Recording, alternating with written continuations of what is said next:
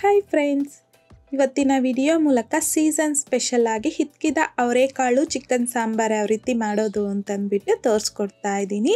ರೈಸ್ಗಾಗಿರ್ಬೋದು, ಬಿಸಿ ಬಿಸಿ ಆಗಿರುವಂತಹ ಮುದ್ದೆಗಾಗಿರ್ಬೋದು, ಚಪಾತಿ, ದೋಸೆ, ಪೂರಿ ಎಲ್ಲದಕ್ಕೂ ಸಹ ಈ ರೀತಿಯಾಗಿ ಹಿತ್ಕಿದ ಅವರೆಕಾಳಿಂದ ಚಿಕನ್ ಸಾಂಬಾರ್ ಮಾಡಿದ್ದೀರಾ ಅಂತಂದರೆ ಕಾಂಬಿನೇಷನ್ನು ತುಂಬಾ ರುಚಿಯಾಗಿರುತ್ತೆ.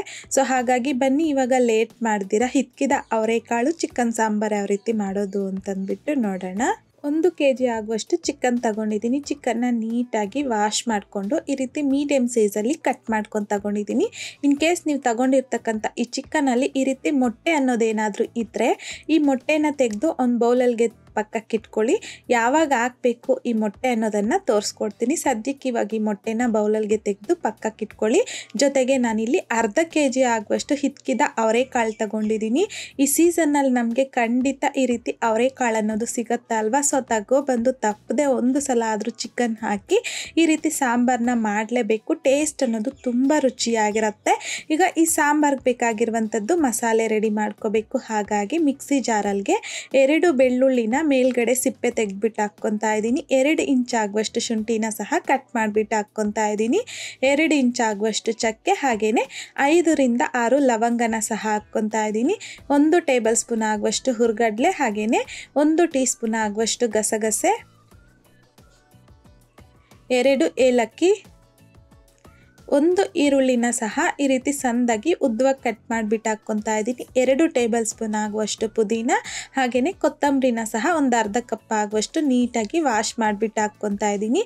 4 ರಿಂದ 5 ಟೇಬಲ್ ಸ್ಪೂನ್ ಆಗುವಷ್ಟು ಕಟ್ ಮಾಡ್ಕೊಂಡಿರ್ತಕ್ಕಂಥ ಹಸಿ ಕೊಬ್ಬರಿ, ಹಾಗೆಯೇ ಟೊಮೊಟೊನ ಸಹ ಈ ರೀತಿ ಸಣ್ಣದಾಗಿ ಕಟ್ ಮಾಡಿಬಿಟ್ಟು ಹಾಕ್ಕೊಂಡಿದ್ದೀನಿ. ಈಗ ನೀರನ್ನು ಸೇರಿಸ್ಕೊಂಡು ಈ ರೀತಿ ಮಸಾಲೆನ ನಾವು ಸ್ಮೂತಾಗಿ ಗ್ರೈಂಡ್ ಮಾಡಿಕೊಂಡು ಒಂದು ಬೌಲಲ್ಗೆ ತೆಗೆದು ಪಕ್ಕಕ್ಕೆ ಇಟ್ಕೊಳ್ಳಿ. ಈಗ ನಮಗೆ ಸಾಂಬಾರ್ಗೆ ಮಸಾಲೆ ರೆಡಿ ಮಾಡ್ಕೊಂಡಿದ್ದಾದಮೇಲೆ ಕುಕ್ಕರಲ್ಗೆ 4 ರಿಂದ 5 ಟೇಬಲ್ ಸ್ಪೂನ್ ಆಗುವಷ್ಟು ಎಣ್ಣೆ, 1 ಮೀಡಿಯಮ್ ಸೈಜಲ್ಲಿರುವಂಥದ್ದು ಈರುಳ್ಳಿನ ಸಣ್ಣದಾಗಿ ಕಟ್ ಮಾಡಿಬಿಟ್ಟು ಹಾಕ್ಕೊತಾ ಇದ್ದೀನಿ. ಕರಿಬೇವನ್ನು ಸಹ ಹಾಕ್ಕೊಂಡು ಈ ರೀತಿ ಮಿಕ್ಸ್ ಮಾಡ್ಕೊತಾ ಮೀಡಿಯಮ್ ಫ್ಲೇಮ್ನಲ್ಲಿ ಈರುಳ್ಳಿ ಗೋಲ್ಡನ್ ಕಲರ್ ಬರೋವರೆಗೂ ಫ್ರೈ ಮಾಡ್ಕೋಬೇಕು. ಈ ರೀತಿ ಈರುಳ್ಳಿ ಗೋಲ್ಡನ್ ಕಲರ್ ಬಂದಾದಮೇಲೆ ನಾವು ಮಸಾಲೆ ಗ್ರೈಂಡ್ ಮಾಡಿ ಇಟ್ಕೊಂಡಿದ್ರಲ್ವಾ, ಆ ಮಸಾಲೆ ಹಾಗೆಯೇ ಒಂದು ಅರ್ಧ ಟೀ ಸ್ಪೂನ್ ಆಗುವಷ್ಟು ಅರಿಶಿನ ಸಹ ಹಾಕ್ಕೊಂಡು ಲೋ ಟು ಮೀಡಿಯಮ್ ಫ್ಲೇಮ್ನಲ್ಲಿ 2 ರಿಂದ 3 ನಿಮಿಷ ಈ ಮಸಾಲೆನ ಈ ರೀತಿ ಎಣ್ಣೆ ಸಪ್ರೇಟ್ ಆಗೋವರೆಗೂ ಚೆನ್ನಾಗಿ ಫ್ರೈ ಮಾಡ್ಕೋಬೇಕು. ಫ್ರೈ ಮಾಡ್ಕೊಂಡಿದ್ದಾದಮೇಲೆ ನೀಟಾಗಿ ಕ್ಲೀನ್ ಮಾಡ್ಕೊಂಡು ವಾಶ್ ಮಾಡಿ ಇಟ್ಕೊಂಡಿರ್ತಕ್ಕಂಥ ಚಿಕನ್ ಹಾಕ್ಕೊಂಡು ರುಚಿಗೆ ತಕ್ಕಷ್ಟು ಕಲ್ಲುಪ್ಪನ್ನು ಸಹ ಹಾಕಿ ಮಿಕ್ಸ್ ಮಾಡ್ಕೊತ ಫ್ರೈ ಮಾಡ್ಕೋಬೇಕು. ಈ ರೀತಿ ಎಲ್ಲ ಮಿಕ್ಸ್ ಮಾಡ್ಕೊಂಡಿದ್ದಾದಮೇಲೆ ಮೀಡಿಯಮ್ ಫ್ಲೇಮ್ನಲ್ಲಿ ಒಂದು 5 ರಿಂದ 6 ನಿಮಿಷ ಈ ಮಸಾಲೆಯಲ್ಲಿ ಚಿಕನ್ ಚೆನ್ನಾಗಿ ಫ್ರೈ ಆಗಬೇಕು. ಒಂದು 5 ನಿಮಿಷ ಆದಮೇಲೆ ಮತ್ತೊಂದು ಸಲ ಚೆನ್ನಾಗಿ ಮಿಕ್ಸ್ ಮಾಡಿಕೊಂಡು 1 ಲೀಟರ್ ಆಗುವಷ್ಟು ನೀರನ್ನು ಹಾಕ್ಕೊತಾ ಇದ್ದೀನಿ. ಯಾಕೆ ಅಂತಂದರೆ ನಾನು ತಗೊಂಡಿರ್ತಕ್ಕಂಥ ಈ ಚಿಕನ್ ಬಂದು ಚೆನ್ನಾಗಿ ಬೇಯಬೇಕು. ಬಾಯ್ಲರ್ ಕೋಳಿ ಆಗಿರೋದ್ರಿಂದ ಚಿಕನ್ ಅನ್ನೋದು ಚೆನ್ನಾಗಿ ಬೇಯಬೇಕು. ಹಾಗಾಗಿನೇ ನಾನಿಲ್ಲಿ ಕುಕ್ಕರಲ್ಲಿ ಮಾಡ್ಕೊತಾ ಇದ್ದೀನಿ. ಈಗ ಮಿಕ್ಸ್ ಮಾಡ್ಕೊಂಡಿದ್ದಾದಮೇಲೆ ಕುಕ್ಕರ್ ಲಿಡ್ನ ಕ್ಲೋಸ್ ಮಾಡಿಕೊಂಡು ಮೀಡಿಯಮ್ ಫ್ಲೇಮ್ನಲ್ಲಿ ಒಂದು 5 ರಿಂದ 6 ವಿಷಲ್ ಬರೋವರೆಗೂ ಬಿಡಬೇಕು. ಈ ರೀತಿ ಒಂದು 5 ರಿಂದ 6 ವಿಷಲ್ ಆದಮೇಲೆ ಫ್ಲೇಮ್ನ ಆಫ್ ಮಾಡಿಕೊಂಡು ಈ ವಿಷಲ್ ಪೂರ್ತಿಯಾಗಿ ತಣ್ಣಗಾಗಿದ್ದಾದಮೇಲೆ ಕುಕ್ಕರ್ ಲಿಡ್ನ ಓಪನ್ ಮಾಡ್ಕೊತಾ ಇದ್ದೀನಿ. ಓಪನ್ ಮಾಡಿದ್ದಾದಮೇಲೆ ಇಮ್ಮಿಡಿಯೇಟಾಗಿ ಫ್ಲೇಮ್ನ ಆನ್ ಮಾಡಿಕೊಂಡು ಒಂದ್ಸಲ ಮಿಕ್ಸ್ ಮಾಡ್ಕೊಳ್ಳಿ. ಚಿಕನ್ನ ಈ ಟೈಮಲ್ಲಿ ಒಂದ್ಸಲ ಚೆಕ್ ಮಾಡ್ಕೊಳ್ಳಿ. ಇನ್ನೂ ಬೆಂದಿಲ್ಲ ಅಂತಂದರೆ 1 ರಿಂದ 2 ವಿಷಲ್ ಮತ್ತೆ ಕುಗ್ಸ್ಕೊಂಡ್ರೆ ನಮಗೆ ಈ ಚಿಕನ್ ಅನ್ನೋದು ಸಾಫ್ಟಾಗಿ ಬೆಂದೋಗ್ಬಿಡುತ್ತೆ. ನೋಡಿ ಈ ರೀತಿಯಾಗಿ ಒಂದು 80 to 90% ಆಗುವಷ್ಟು ನಮಗಿಲ್ಲಿ ಚಿಕನ್ ಅನ್ನೋದು ಬೆಂದೋಗಿರಬೇಕು. ಈ ಟೈಮಲ್ಲಿ ನಾನಿಲ್ಲಿ ಹಿತ್ಕಿದ ಅವರೆಕಾಳು ಹಾಗೆಯೇ ಮೊಟ್ಟೆ ಇತ್ತಲ್ವ, ಆ ಮೊಟ್ಟೆನ ಈ ಟೈಮಲ್ಲಿ ಹಾಕ್ಕೊತಾ ಇದ್ದೀನಿ. ಈಗ ಒಂದು 2 ಟೇಬಲ್ ಸ್ಪೂನ್ ಆಗುವಷ್ಟು ಧನಿಯಾ ಪೌಡರ್, 2 ಟೇಬಲ್ ಸ್ಪೂನ್ ಆಗುವಷ್ಟು ಚಿಕನ್ ಮಸಾಲ ಹಾಕ್ಕೊತಾ ಇದ್ದೀನಿ. ತುಂಬ ಚೆನ್ನಾಗಿರುತ್ತೆ ಫ್ಲೇವರ್ ಚಿಕನ್ ಮಸಾಲ ಸ್ವಲ್ಪ ಹಾಕೋದ್ರಿಂದ. ಹಾಗೆಯೇ ನಿಮಗೆ ಖಾರಕ್ಕೆ ತಕ್ಕಷ್ಟು 1 ಟೇಬಲ್ ಸ್ಪೂನ್ ಆಗುವಷ್ಟು ಚಿಲ್ಲಿ ಪೌಡರ್ನ ಸಹ ಹಾಕ್ಕೊಂಡು ಮಿಕ್ಸ್ ಮಾಡ್ಕೊತಾ ಇದ್ದೀನಿ. ಮಿಕ್ಸ್ ಮಾಡ್ಕೊಂಡಿದ್ದಾದಮೇಲೆ ನಿಮಗೆ ಸಾಂಬಾರ್ ಕನ್ಸಿಸ್ಟೆನ್ಸಿ ನೋಡಿಕೊಂಡು ನೀರನ್ನು ಅಡ್ಜಸ್ಟ್ ಮಾಡ್ಕೋಬೋದು. ಸೊ ಈಗ ನಾನಿಲ್ಲಿ 1 ಲೀಟರ್ ಆಗುವಷ್ಟು ನೀರನ್ನು ಹಾಕಿ ಮಿಕ್ಸ್ ಮಾಡ್ಕೊತಾ ಇದ್ದೀನಿ. ನಾನಿಲ್ಲಿ ಸ್ವಲ್ಪ ಗಟ್ಟಿಯಾಗಿಯೇ ಸಾಂಬಾರು ಮಾಡ್ಕೊತಾ ಇದ್ದೀನಿ ಮೀಡಿಯಮ್ ಥಿಕ್ನೆಸ್ಸಲ್ಲಿ. ಹಾಗಾಗಿ ಈಗ ಮೀಡಿಯಮ್ ಫ್ಲೇಮ್ನಲ್ಲಿ ಒಂದು 8 ರಿಂದ 10 ನಿಮಿಷ ಚೆನ್ನಾಗಿ ಈ ಸಾಂಬಾರನ್ನ ಕುದಿಸ್ಕೋಬೇಕು.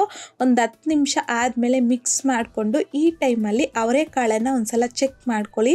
ಆಲ್ರೆಡಿ ನಾವು ಚಿಕನ್ ಬೆಂದಿರುತ್ತಲ್ವ, ಒಂದು 80 to 90% ಚಿಕನ್ ಬೆಂದೋಗಿರುತ್ತೆ. ಸೊ ಅವರೆಕಾಳು ನಾವು ಮಸಾಲೆ ಹಾಕೋವಾಗ ಹಾಕಿರೋದ್ರಿಂದ ಅವರೆಕಾಳನ್ನು ಚೆಕ್ ಮಾಡ್ಕೊಳ್ಳಿ. ಈ ರೀತಿ ಸಾಫ್ಟಾಗಿ ಅವರೆಕಾಳು ಬೆಂದ ಆದಮೇಲೆ ಅದಾದಮೇಲೆ 1 ಟೇಬಲ್ ಸ್ಪೂನ್ ಆಗುವಷ್ಟು ಸಣ್ಣಗೆ ಕಟ್ ಮಾಡ್ಕೊಂಡಿರ್ತಕ್ಕಂಥ ಕೊತ್ತಂಬರಿನ ಸಹ ಹಾಕಿ ಒಂದು ಸಲ ಮಿಕ್ಸ್ ಮಾಡಿಕೊಂಡು ಫ್ಲೇಮ್ನ ಆಫ್ ಮಾಡ್ಕೊಂಬಿಡಿ ಅಷ್ಟೇ.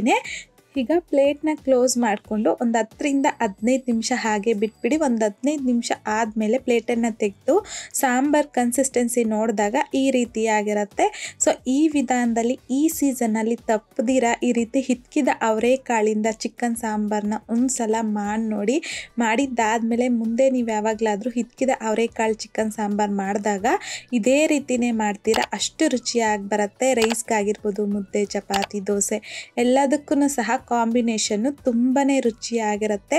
ಸೊ ಹಾಗಾಗಿ ತಪ್ಪದಿರ ನೀವು ಸಹ ಈ ರೀತಿಯಾಗಿ ಸಾಂಬಾರನ್ನ ಟ್ರೈ ಮಾಡಿದ್ದಾದಮೇಲೆ ನಿಮಗೂ ಸಹ ಟೇಸ್ಟ್ ಹೇಗೆ ಬಂತಂದ್ಬಿಟ್ಟು ಮರಿದೇ ನನಗೆ ಕಮೆಂಟ್ ಬಾಕ್ಸಲ್ಲಿ ಕಮೆಂಟ್ ಮಾಡಿ, ಲೈಕ್ ಮಾಡಿ, ಹಾಗೆಯೇ ನಿಮ್ಮ ಫ್ರೆಂಡ್ಸ್ ಆ್ಯಂಡ್ ಫ್ಯಾಮಿಲಿ ಜೊತೆಗೆ ಶೇರ್ ಮಾಡಿ.